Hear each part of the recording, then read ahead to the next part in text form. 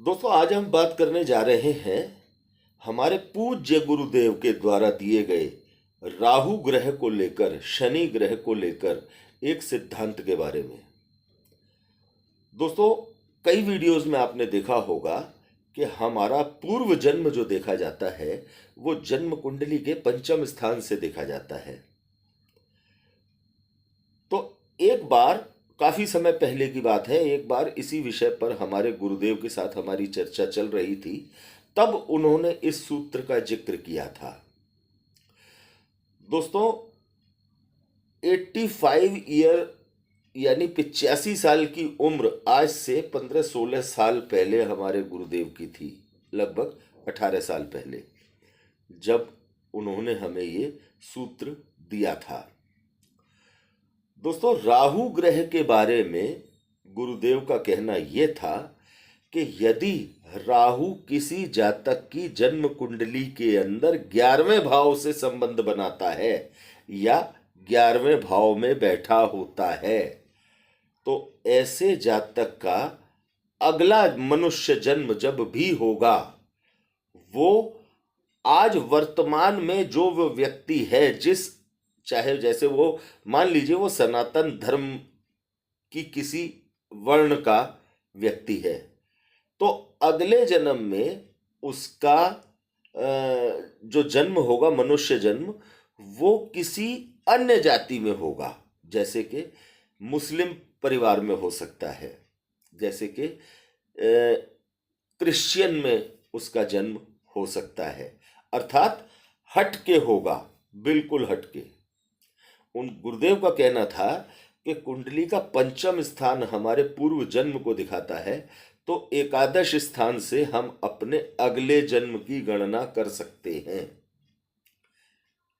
दोस्तों, शनि ग्रह के बारे में गुरुदेव का कहना था कि जिस भी जातक की जन्म कुंडली में शनि ग्रह कुंडली के 11वें भाव में होते हैं या 11वें भाव से संबंध बनाते हैं, ऐसे जातक का अगला मनुष्य जन्म शूद्र वर्ण में होता है।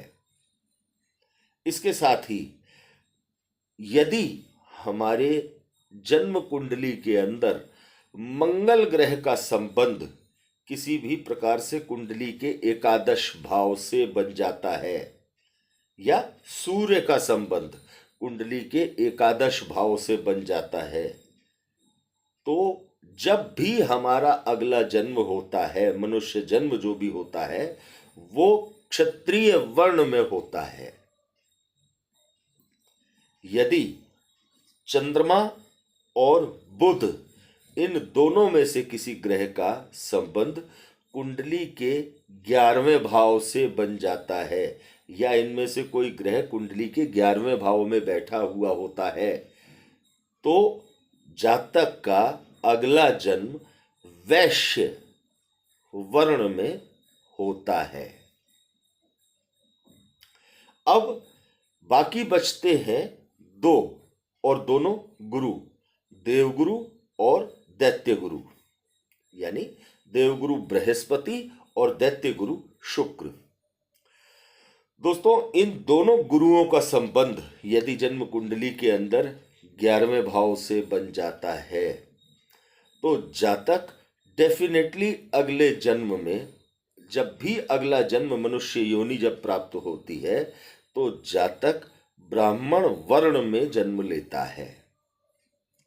अब दोस्तों, कई बार यह भी हो सकता है कि किसी जातक की जन्म कुंडली में एक तरफ तो देवगुरु बृहस्पति का संबंध कुंडली के 11वें भाव से बन रहा हो, लेकिन उस कुंडली का 11वें भाव का जो मालिक हो वो बुध हो।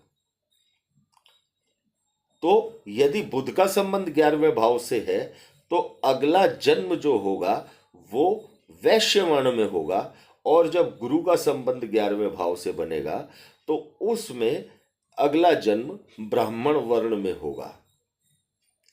तो इस कॉम्बिनेशन को इस तरह से सेट किया जाता है कि यदि देवगुरु बृहस्पति की स्थिति ज्यादा बलशाली है कुंडली के अंदर, और देवगुरु का संबंध कुंडली में 11वें स्थान से बन रहा है तो जातक का अगला जन्म ब्राह्मण वर्ण में ही होगा।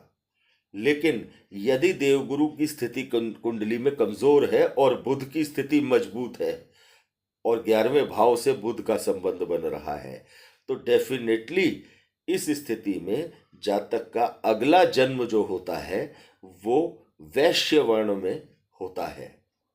आज ये गुरुदेव का बताया हुआ सूत्र हमें याद आया, इसलिए हमने सोचा कि आप तक इस सूत्र को पहुंचाया जाए।